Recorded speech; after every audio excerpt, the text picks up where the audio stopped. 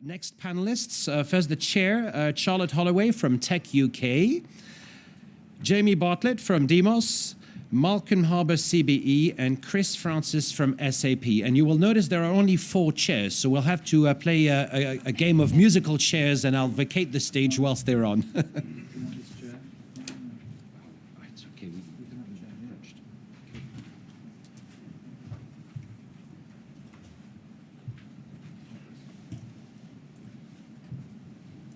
Good morning, everyone. Is this one on? Can you hear me?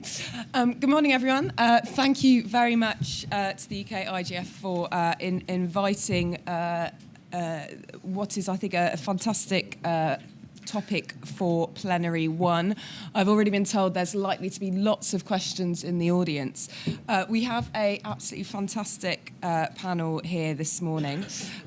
Jamie Bartlett from the Centre for the Analysis of Social Media at Demos, and Malcolm Harbour, CBE, former MEP and knower of, I don't think anybody knows more than Malcolm the history of how internet policy has developed over in Europe over recent years.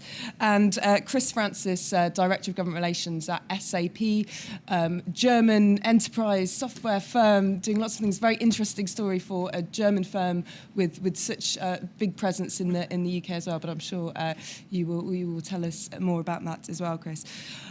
So as the session says, 5 months after the referendum, there are some big practical impacts arising from Brexit, which, given the nature of our industry, have the potential to touch upon pretty much every part of most business models, some of the consumer behaviours and citizen interactions that exist around that. The panel discussion today, as the agenda says, will highlight issues from data protection and privacy. We've just seen the Investigatory Powers Bill agreed yesterday, going through both houses. Big issues there for how we think about issues around adequacy, data protection, data flows, and so forth. And as the agenda says, there are some philosophical ones on democratic self-governance, on sovereignty, and cyberspace's future. And I'm sure we'll talk a little bit about things like the NIS directive and others where we see big implications for how we will think about some of these issues. So I'm Charlotte Holloway. I was so grateful to my bosses to be told that I would be Policy Director for European Exit after the referendum. And those of you that work, that are Tech UK members will have, I see a number in this room, will have had me and the team kind of having lots and lots of calls and trying to work out the framework and the sheer scale of the challenge of what are the impacts for companies themselves, for internet companies, for tech companies more broadly, thinking through the various parts of their business model, the more immediate things that get realised and the ones that take a little bit more time to really work through and think about, from legal departments to policy teams to public affairs teams, to really thinking about some key kind of data architecture issues within companies themselves. And it's been a really interesting journey, I guess, from a personal perspective, to be seeing how companies of different size, different formats, different really exciting dynamic part of the economy, how we then come to think about some of these issues in a structured way, whilst also dealing with some of the very complex issues around how we work with the UK government, work with our counterparts in Brussels and across member states to look at the nature of the challenge. Digital value chains are deeply integrated. Companies like SAP and others, I'm sure, will tell you about how some of those, the ties and the way business is structured and the way that data flows and products are bought, products and services are bought and sold. These are deeply integrated markets, probably more so than a number of others, given the nature the nature of the way that our supply chains work. But that's enough from me. I'm going to sort of turn to the panelists and open up with hopefully the more straightforward question before digging into the specifics of the panel and some of the issues raised there, and ask the question to each of them. I mean, what do you see as the big not red lines, but the big fault lines of Brexit when it comes to internet policy? Jamie. To me, the much broader problem, and I don't have an answer to this, and no one really ever has answers to this question. We all just throw out problems. And the problem that I always come back to at the moment is what I think is a much longer and larger trend that's making the internet far more difficult to govern in lots of different ways, at the national level or at the international level. In addition to the work I do at Demos, which is actually using a lot of personal data, using machine learning to try to spot trends. We're a small, not-for-profit think tank, but suddenly we're getting quite nervous and worried about what future regulations might mean for a very small place like us, who's going to be in charge of who's going to be our data controller, and all sorts of things that we hadn't even really thought much about, but will have a serious impact on what we do.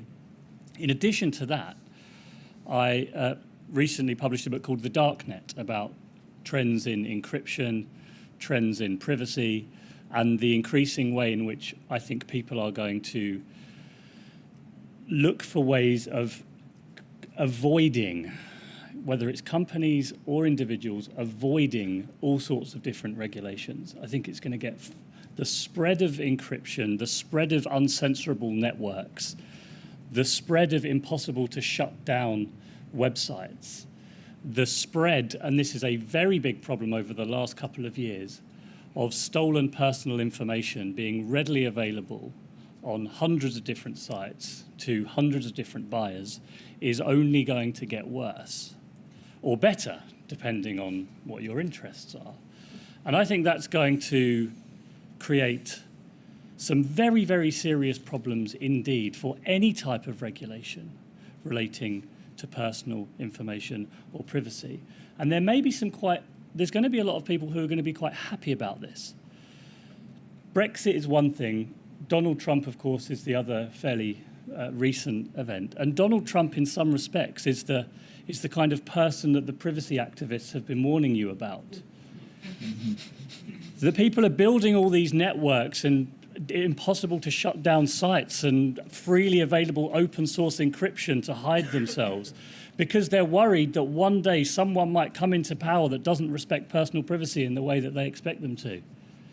And I foresee that over the next 2 or 3 years, a pretty significant increase in all these different types of uncensorable software, uncensorable networks, that is going to render any type of approach so much more difficult than it even is today. That's not really a red line, is it? It's like a series of red lines scribbled all over this. It's a dark fault line. Thank you, Jeremy. Malcolm, great to hear your initial thoughts on that topic.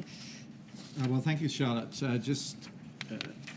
Perhaps before I get into the details, say that it's a special pleasure to be here at the UK-IGF because I think I was the only official delegate of the European Parliament in 2003 to the first WSIS, and I was in Tunis when the IGF was agreed, and I was at the first IGF.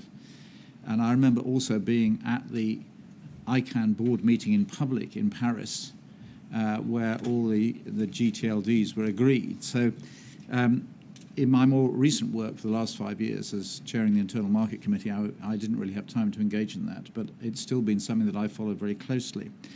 What struck me about Larry Strickling and Ed Vaizey's contribution about multi-stakeholder processes, about bottom-up decision-making, about trust in how parties can come together from different countries, from different interests, is that the reason we're in the situation we are in Brexit is that more than half this country didn't trust the way that decisions were being made by my colleagues and I and the institutions of the European Union. That, I think, is a sort of interesting pointer about how we need to move forward. Because, I mean, just picking up on Jamie's, I think, really important points about people wanting to avoid all the great things we may want to do about child protection and data privacy and so on, it's absolutely clear that as communities together, the global community is only going to solve those problems by working together profoundly at an intergovernmental level. Now, of course, as far as the evolution of internet policy in the UK is concerned, we should reflect that every single piece of legislation on the UK statute books that has anything to do with the internet has always been developed in conjunction with our European partners. You know, we've been in the European Union since '73. The bulk of the internal market work has been in place since the late 80s into the early 90s, before the internet really gained currency. I mean, I remember bringing back internet in a box from one of my visits to MIT and connecting it up to my acoustic coupler in my office at home. So, I mean, I've been part of the people who've grown with this. And so we have to reflect on that in considering how we're going to move forward. But I think the striking thing about it is that the UK in particular has been a really brilliant player in the multi-stakeholder decision-making in Europe in shaping where we are. I think if you talk to anybody who's involved in electronic communications regulation across Europe, they will say it was actually the UK in moving towards more open markets, encouraging more competition and more investment, deregulating the telecom monopolies, that shaped the framework regulation that came into place initially in the 90s, but particularly in 2002, with the creation of independent telecom regulators, Ofcom, formed under that legislation. And the UK is very happy with this position. There's not a huge amount of dissent from it. So where are we going to move forward in Brexit? Well, we're not quite sure how the government is going to move forward, but there are indications from the Prime Minister's speech at the Conservative conference, which I was at, that the Great Repeal Bill,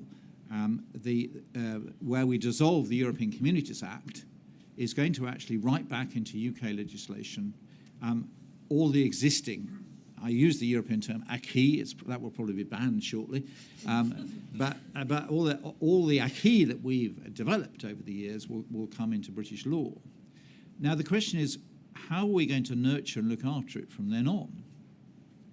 And actually, we need to evolve our own multi-stakeholder process between our members of the European Union, and we will be by far the biggest entity outside, but who is still following in many cases, because we want to follow, European rules.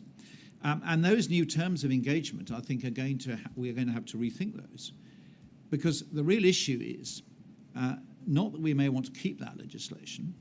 So let's say we keep Ofcom in place, we keep regulations. The minister, who we'll hear at lunchtime, has already agreed to implement the new European data protection legislation, regulation it is, into UK law, because Tech UK and others are saying, well, we want to have that common framework because the lifeblood of a digital economy is free flow of information. And therefore, we can't have those sort of obstructions. So that is going to move forward. But how are we going to manage that legislation, and how are we going to manage it if our 27 partner countries want to amend it? And that means there's going to have to be some sort of engagement process. And my colleagues in the House of Commons are not really used to dealing with this sort of technical regulation. They get rather bored with it, actually. You know, the House of Commons process is not designed to deal with detailed regulation, changes in regulation that may come from Europe, because they're only geared up to do with what the government sends into them, and the legislative process is not something that's well supported. And I think we're going to have to think about this interface, and therefore I think that a lot of what we've developed in terms of internet governance and multi-stakeholder processes, we need to be thinking about how to build these interfaces and how to find community accesses for particular economic communities, or it may be social communities, within this European framework. So if we try and build a digital economy interface that will allow us essentially to keep the good things about our participants in the digital economy, but being outside the European Union, those are the things that we ought to be thinking about for the future. And those, in my view, should be in part of any transitional agreement that we want to build. But we need to be, I think, rather more imaginative and flexible. And this is a characteristic of imagination and flexibility that is not always present within the European institutions. And so we might have some real opportunities. But the problem at the moment is I see a trench warfare going on instead of more multi-stakeholder agreement. The whole process of moving towards Brexit ought to be a multi-stakeholder process instead of being an internalised process where ministers come and listen to you sympathetically but sit on the information and somehow expect to hatch a golden egg later. Thank you. Chris, any thoughts on how we get that golden egg laid? I think laying a golden egg is beyond my competences.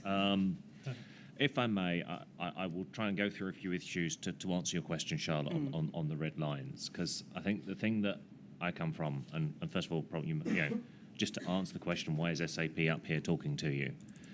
If you thought about us 15 years ago, you'd probably think of us as a supplier to blue chips. Today, 80% of our customer base is small companies.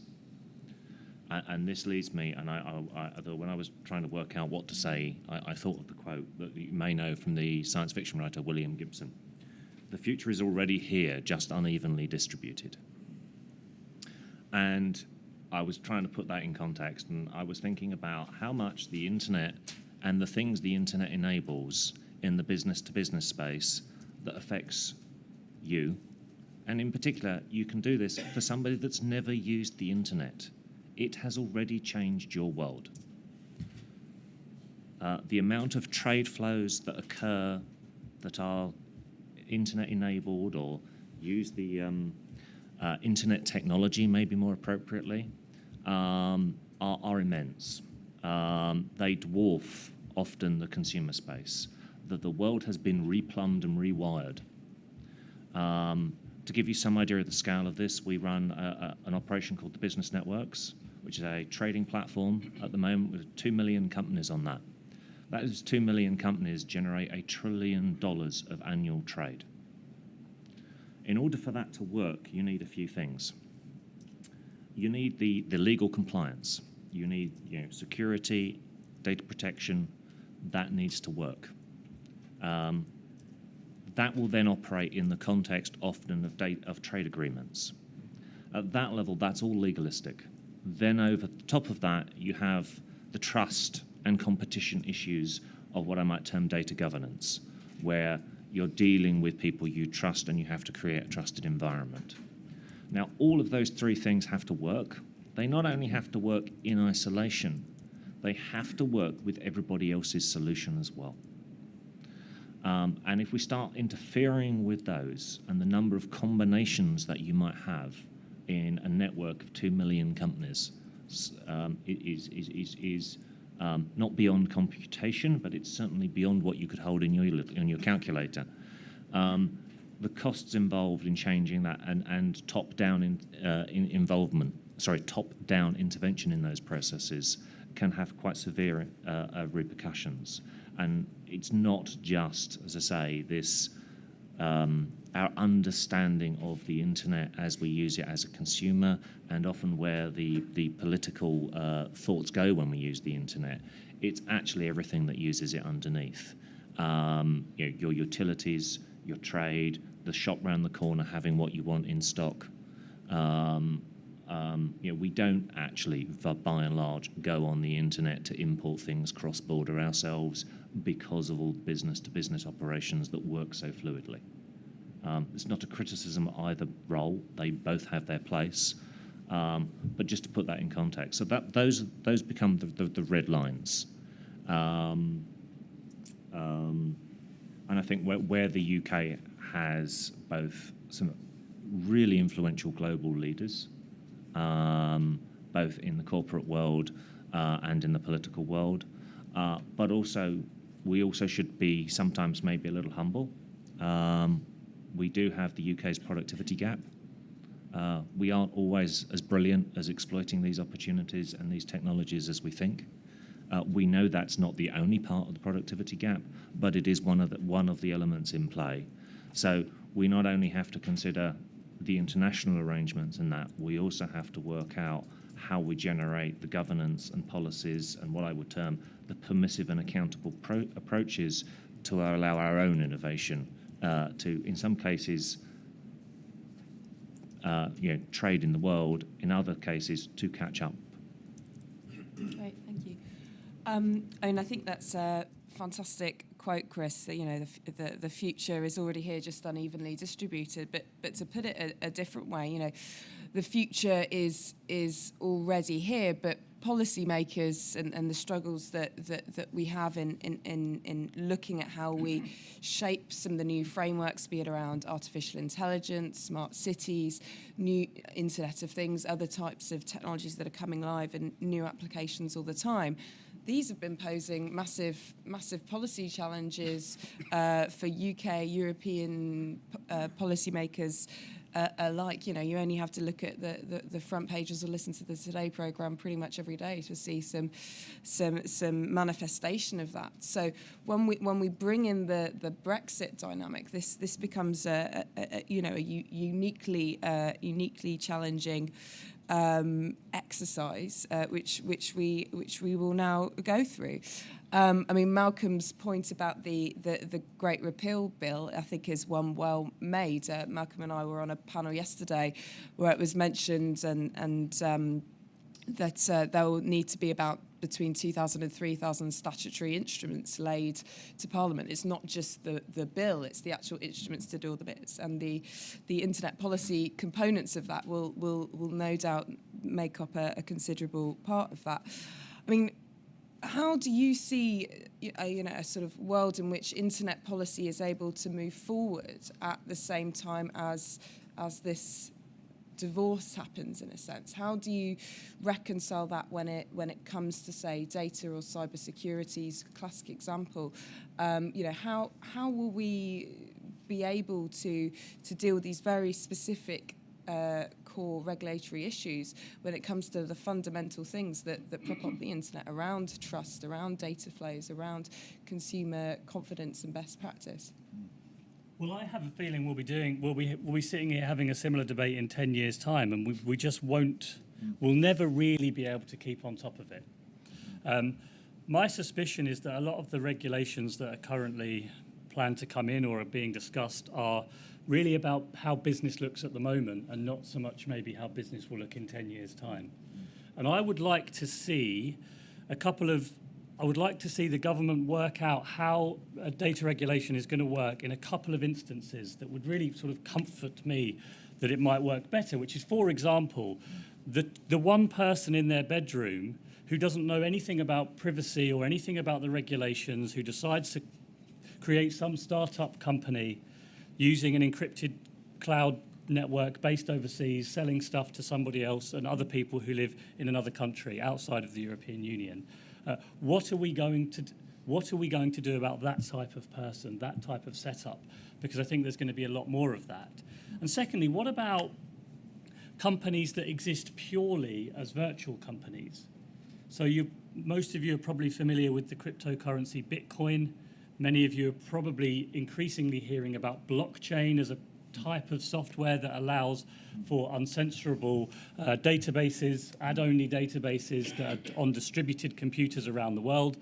And people are setting up companies that exist purely on a blockchain. It is all run by smart contracts, paid in cryptocurrencies to shareholders that are based all around the world.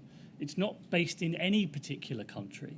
So, for example, Slock IT is a well-known one, which is essentially locks that manage themselves. So you can rent out rooms using a smart lock, which immediately, automatically gives, when someone pays to rent out your room, they pay in a cryptocurrency, it gives the person a code to get into the room. When they're finished, it automatically orders a cleaner, The money goes into a central account, which is then distributed to the shareholders of that company that exists purely on a blockchain, distributed all over the world.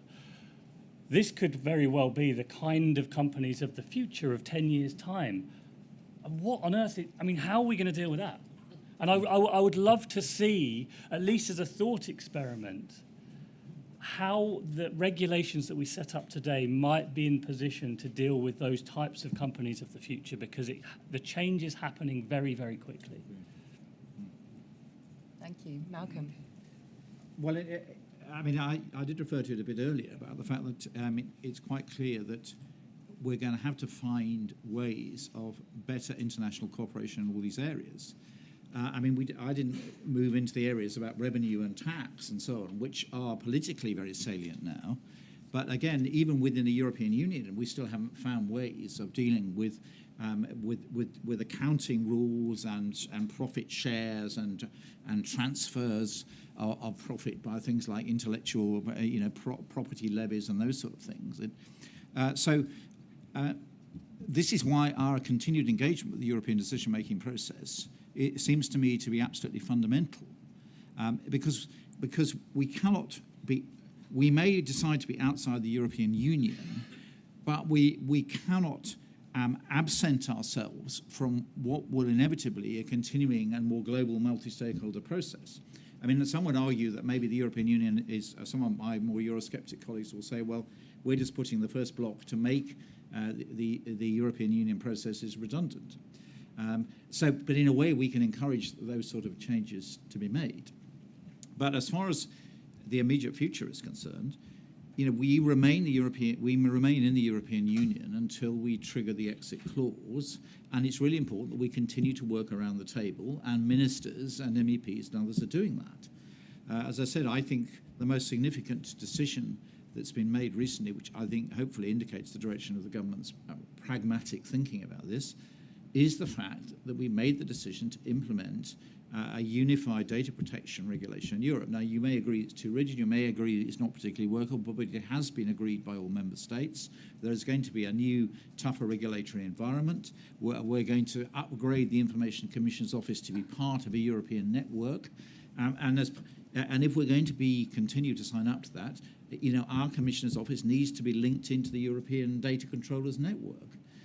That seems to be inevitable. So essentially, we are creating a bit of a sort of multi-stakeholder process already. Okay.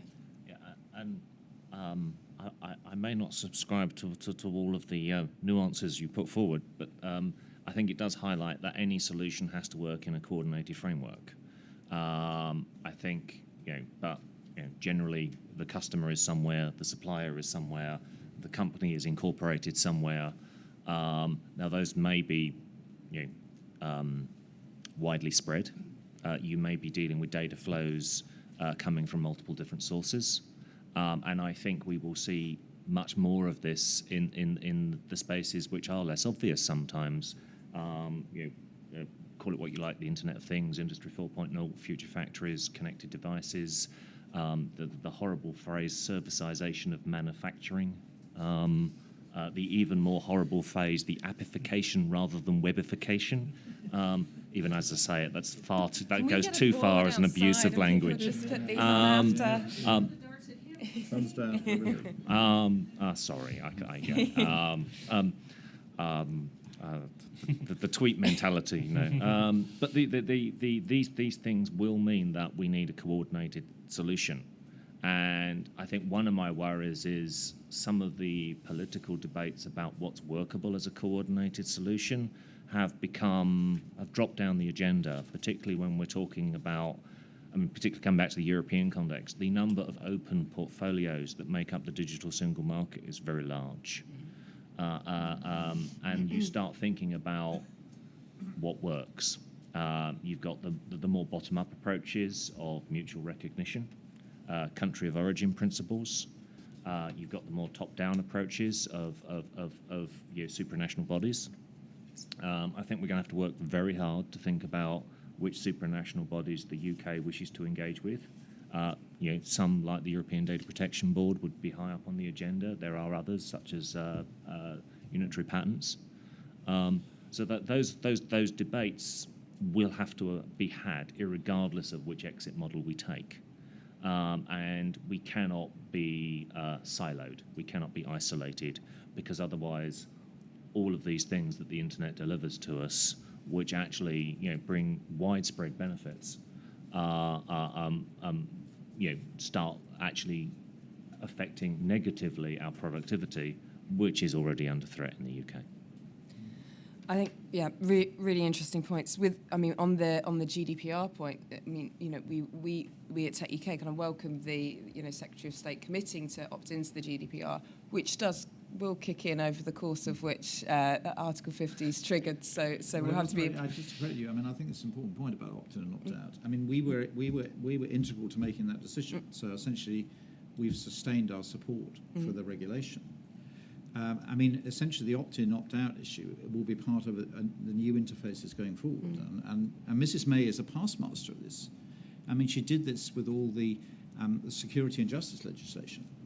So she went to the House of Commons and I'm going to opt out of all of this European regulation, which of course was very popular with Eurosceptic backbenchers. And then she progressively opted back in again to the things she wanted to keep, some of which weren't so popular with the Eurosceptic backbenchers. But I reinforced in my earlier point, is the House of Commons doesn't have an appetite for detail. So everyone was happy with the big opt-out, but actually once you got working on the detail, all of that went in relatively smoothly. And frankly, this is a sort of process that we're going to have to carry out with the acquis that gets transferred, the 12,800, I think, pieces of regulation that come from Europe, and over a 5 to 6 year transition, we're going to have to decide which ones we're going to opt into, how we manage the multi-stakeholder interfaces, and which ones we want to do completely ourselves, and there may be some sort of hybrid in between. And that's going to be a long, drawn-out process. And so what the first phase of the Brexit negotiation have to be is to define the framework in which that's going to be carried out. I like your sort of underlying optimism there, Malcolm. I guess so much of the terms of engagement, if you're a member of the European Data Protection Board, is that in a capacity like Norway? Do we know when we think of the overall hard Brexit versus soft Brexit, it's looking harder and harder, and if we don't have an EEA-style relationship, questions about membership of the EDPB, all of these things kind of come into play, and there's still big decisions about adequacy and so forth that we we really need to think about. But I'm going to throw it open, only because I'm probably in data protection head mode for some reason, so I apologise if I've skewed the discussion there. Let's open it up to a few questions. I can see Tim at the back and this lady over here who was starting to ask a question last time. Plenty of seats at the front, by the way. You can take your hat off and come down. Hello, my name's Tim Barnes. I'm on the stakeholder group for Nominet. I just wonder, picking up on some of the things that Jamie in particular has said and have been echoed down the line, given the moves with regards to technology changes, whether it be Bitcoin, whether it be regulation, where we hold data, the tax elements of that, how we regulate companies, is there any alternative to supranational negotiation to try and resolve some of these? Are there things that the UK is in a position to meaningfully do itself, not just for reasons, as Malcolm said, of understanding detail, but because fundamentally they can't be done alone? Yes. Well, I think I already said that, didn't I? I think it's clear.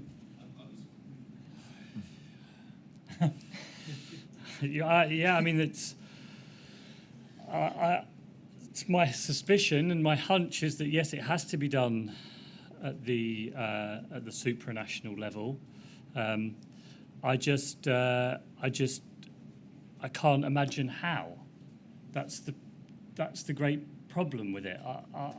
On paper, I kind of can figure out maybe it would, but when I actually think about the scale of the problem and the speed of the change and the difficulty in getting different governments to agree on anything, and the political turbulence that we're facing and we're likely to continue to face in the coming years, and what I think partly a result of the way the technology is changing society, increasing polarization of our politics, making compromise far more difficult as a political position in any walk of life in society, it just seems to get harder and harder. And so I increasingly come to panels with no answers and less and less optimism. You're getting better articulation at having answered. Chris, I think you wanted to come in there too.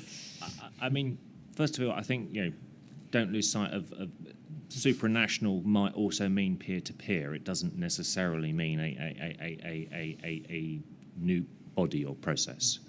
I think the other thing is don't underestimate the ability to be a coordinator, be a catalyst, to lead by demonstration. I mean, okay, maybe a trivial answer, but it's one I can never resist being in London. If you look at things like what the Transport for London has done with its open data policies and the ecosystem it's created, and in fact people around the world are developing apps for Londoners using London transport data. These kind of things are highly demonstrable, they're highly visible, and I think that's one of the things that we shouldn't lose sight of. And the UK is really quite an interesting case here because we have, very, very innovative environment, but at the same time we have entire areas of our economy that aren't necessarily caught up to this world. I had a nice personal example recently where my doctor dealt with the interoperability issues in the NHS by printing out the form that he'd carefully spent ages typing in and then got a big red pen out and wrote urgent at the top. So back to the uneven distribution, and that's also why I think actually we also shouldn't be jingoistic about it. So there are leadership opportunities, coordination, and catalyst opportunities for all countries, and everybody does something well normally. I think one of the traps is to get those sharing engagements going, public sector to public sector as well as regulatory and business to business. They're very important, and I think things like IGF and organisations like that can do a great example sometimes of showing why we want to do things the way we want to do and what it allows to happen. Can I just having given perhaps a very short answer, just a couple of points. I mean, I don't think I think that Jamie has raised a whole lot of complex and issues that we have to address, but that doesn't mean to say that we should decide that they're altogether too hard to address and walk away from them. And a lot of it depends on building this sort of consensus, because that on difficult problems there will always be people who will try and find ways around them. I mean, there's an interesting example, for instance, which I gave internationally, is that the international community has agreed that it wants to get rid of performance-enhancing drugs in sport of all kinds, and has set up a whole process for doing that, an immensely complex process of testing and so on. But that doesn't mean to say that people won't continue to try and find a way around it. But I mean, that has a lot of popular support, and so you don't underestimate that. And I think so. That's on the one hand. The other thing is there are a lot of technical processes. I mean, Larry Strickland quite rightly identified the success of the Internet Engineering Task Force. Those of you that haven't read my CV won't know, but I'm an engineer by profession, and the whole passion that engineers have is to solve problems. That's what we're there to do. And I think some of the process elements of solving problems, we need to think about how we manage those. I mean, I try to introduce some of these into the European decision-making process, because you can make a much more efficient decision-making process work without marginalising participation. In fact, you want to open up your consultation processes, make them much more open, which is a lesson that the UK government, in my view, really has to learn. But paradoxically, given the lack of trust in the European process, the European decision-making process is far more open, far more transparent, and you can see much more of what's going on. But the fact is that people don't see it existing. They don't actually see it performing. They don't see the heart beating, and that's part of the problem that we have. Can I just say, by way of a small bit of optimism? Oh, good. Yeah, I'm just in a bad mood, obviously.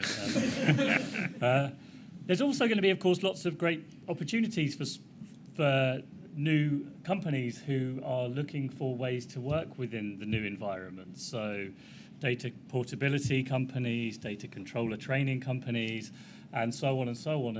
And it would be very nice to see government very quickly looking for ways to stimulate that sort of secondary economy that is sure to come out of all of this, and undoubtedly a lot will be based in London, but hopefully beyond London as well to the rest of the country. So, given our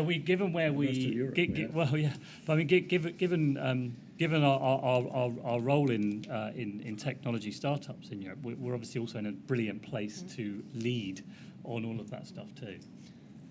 Thank you, Jamie. Yeah, well, there you Thank go. you. There you go. Didn't want to leave without saying something nice. To Chris's point on leadership, I think, when we think about some of the other political dynamics, we've got Sadiq Khan as committed to a chief digital officer. If we can kind of unleash some of the stuff that happened in the TfL example across other parts of life there, and we've got obviously the sort of city region mayoral elections across the country next year. If we can inject the kind of leadership for the kind of opportunities you've outlined, we can get positive about that. Lady in the corner was so patient last time, so patient now. Good morning. My name is Sabine, which is German, and McNeil, which is not.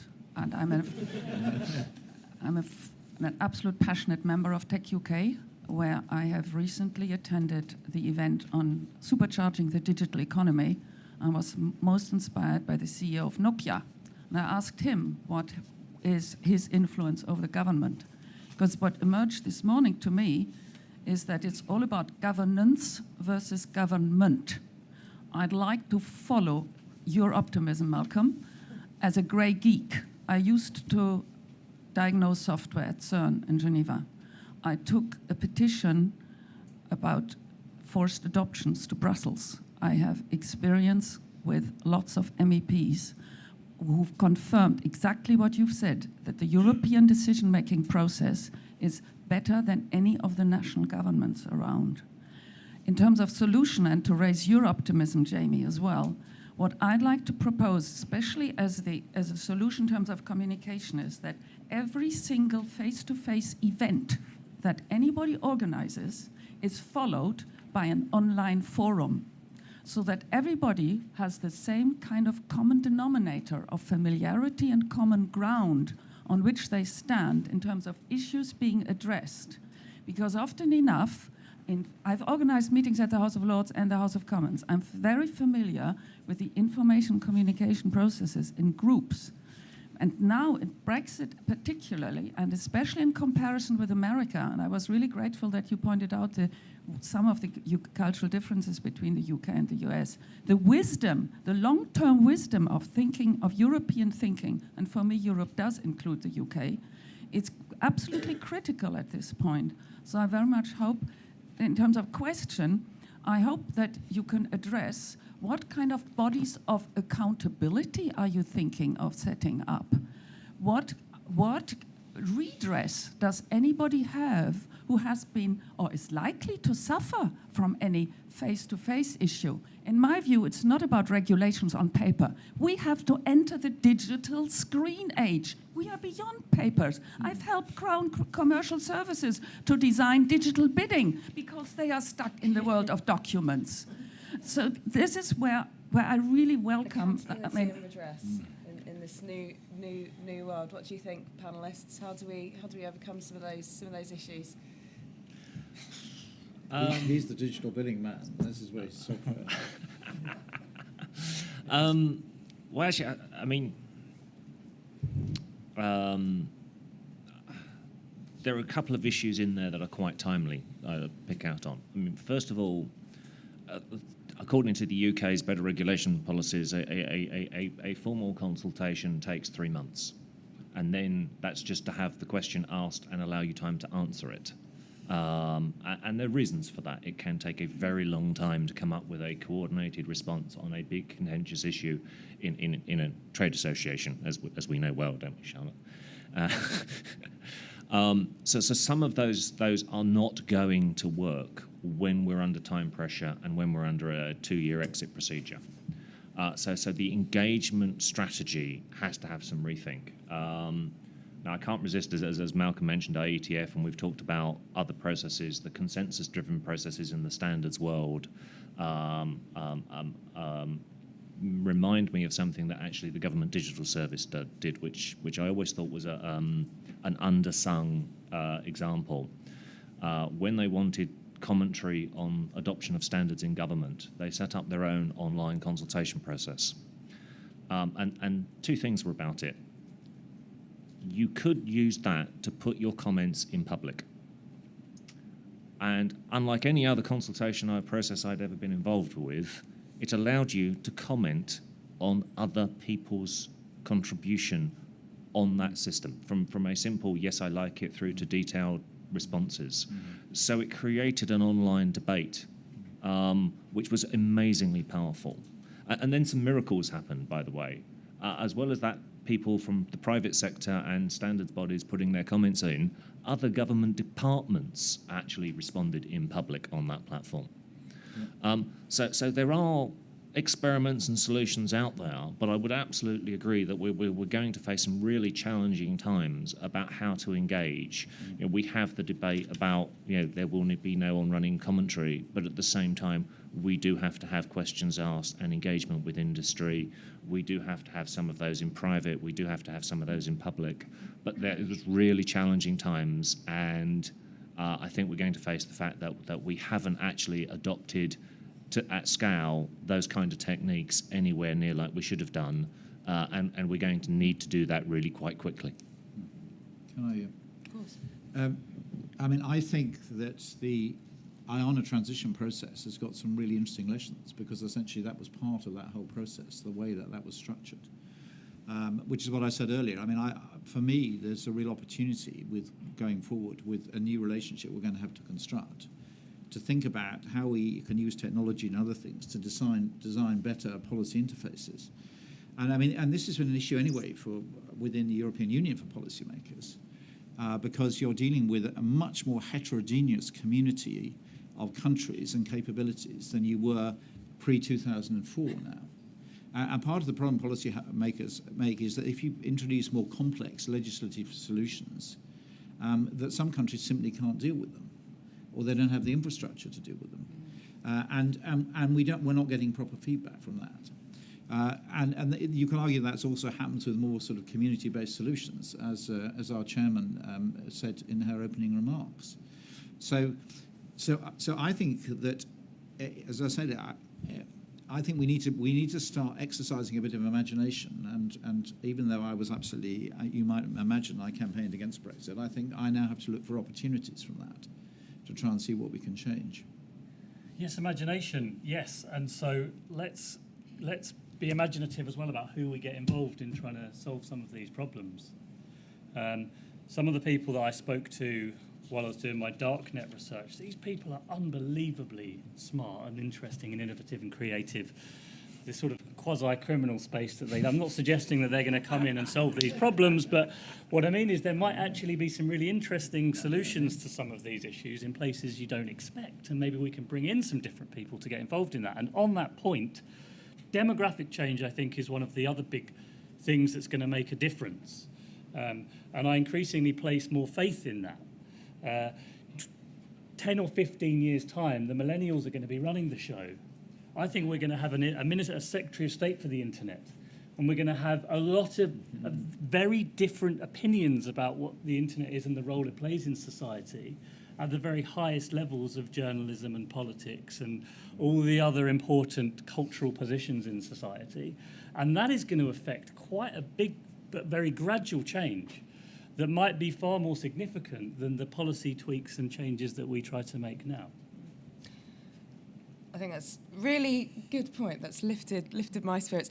Interestingly, Tech UK actually advocated as Secretary of State for Digital back in 2014 ahead of the general election. And then Minister Vasey was very happy about the fact that the leading trade body had advocated his promotion. So that went on. We have a whole Directorate General in the European Commission Absolutely, dealing with absolutely. digital internet issues who've been extremely influential in the process. And I think have encouraged governments. But individual governments have still played their own role, which is what's really interesting, I think, about the whole of the internet governance process. So you've got multinational collaborations like the European Union, but it hasn't in any way precluded other countries from contributing. And that's part of the issues that we're going to have to face up to now. but that then shouldn't then undermine capacity issues within other parts of government and policy making process as well. It's 5-2, and I've probably done that thing where I haven't left enough time for the questions, and Chair, you've all spoken too long, but it's all been far too interesting. So we're going to have one more question. This lady down here, because I know one of our panellists has a very hard 11 o'clock stop, so make it a good one, no pressure. Well, no, it's just an observation. Try and get a question in there too. Okay, well, internet governance in Europe is managed by Eurodig, the European Dialogue on Internet Governance, and that is beyond the EU. It is all of the European countries, including Russia, etc., etc. And so, in terms of continuing multi-stakeholder debate, that already exists. So, do you feel that there is a need for other things beyond Eurodig? Well, I think Eurodig is a dialogue process. Yes. It's not a governance process. No. And we shouldn't forget that the Council of Europe has been very, very active also in putting forward some level of international governance frameworks in many digital areas. And that's often, we don't talk about the Council of Europe very often, but we ought to talk about it more. But I think we have to refine those a bit more and move them forward. But if we're talking about legislative frameworks or standards which will be effective, then clearly we have to have a formalised process that's going to agree those, and as part of the agreement then for people who are prepared to implement them. That's the point I was making earlier. And so making those practical and effective is going to be important. And this is the sort of, so coming back to because this panel is about Brexit, Brexit going forward is we have to design interfaces where we want to keep a corpus of legislation that we designed with our partners, but we now want to continue on our own. But we have to keep that interface going because the essence of those in the internet world was their multinational character, their international character. And so we can't possibly just sit there in isolation and wait for people to make decisions and then decide whether we want them or not. We have to be part of the process. And that's really the strongest point. And I think from the digital sector, this is the point that I think, Tech UK has already been successful in influencing on data protection. But of all the sectors, the technology sector is really in a position to influence government thinking in that area. And I think because of what's gone on with GDS and other areas, and we didn't really ask your question about about electronic invoicing and other things. All I can say to you is the public procurement directives that I led, you will have e-invoicing as a European standard. That's now being developed, and with a basic move towards everything in terms of the whole tendering process being done online across Europe. And I think that we're on an inevitable path towards that now. Any final comments in response to that? Just very quickly then.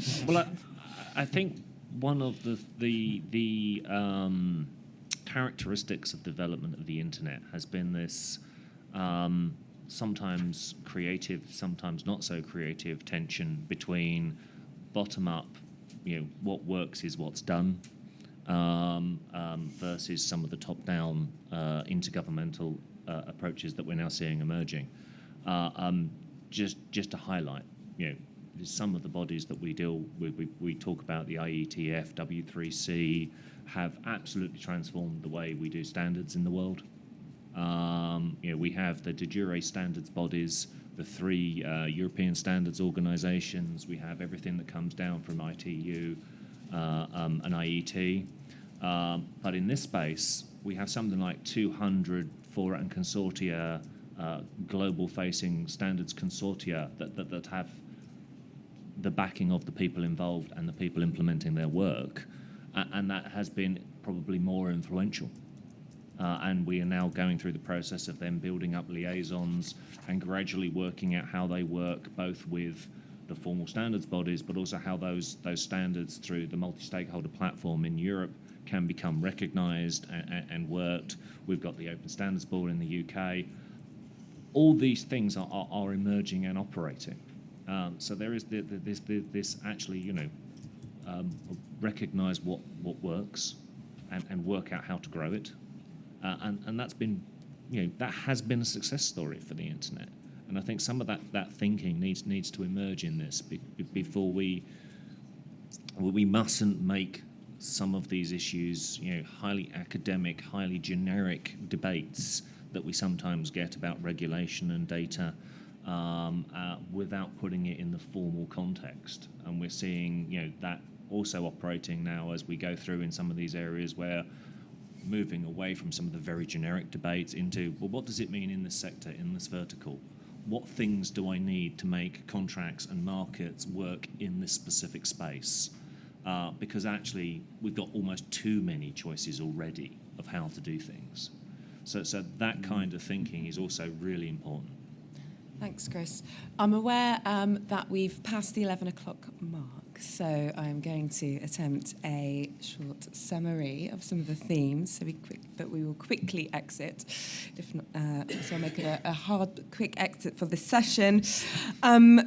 Really interesting themes that I think during the course of the session I hope reflects the discussion that we'll have as a nation. We started out a bit negative about how we're possibly going to deal with these really hard, interconnected, integrated supply chain issues around data, around trust and confidence, the importance of multilateral and multi-stakeholder working, big challenges politically for how we maintain those levels of trust.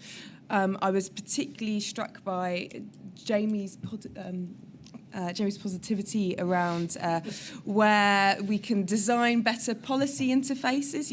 If we can, use the greatest of some of our internet thinkers, be it on the dark or present net, then if we can hack Brexit and hack the policy system to better work for what our industry does, I think that's going to be very exciting. I'm being slightly flippant, but I think. Big issues ahead. I think the framework by which we're able to feed in these ideas of how we get the positive outcomes is going to be really, really critical. I've really enjoyed this panel. I'm sorry we didn't get my questions. I hope you all enjoyed it as much as I did, and I'm sure our speakers will be happy to stick around and answer any questions we may have as well. So thank you very much to our three great speakers.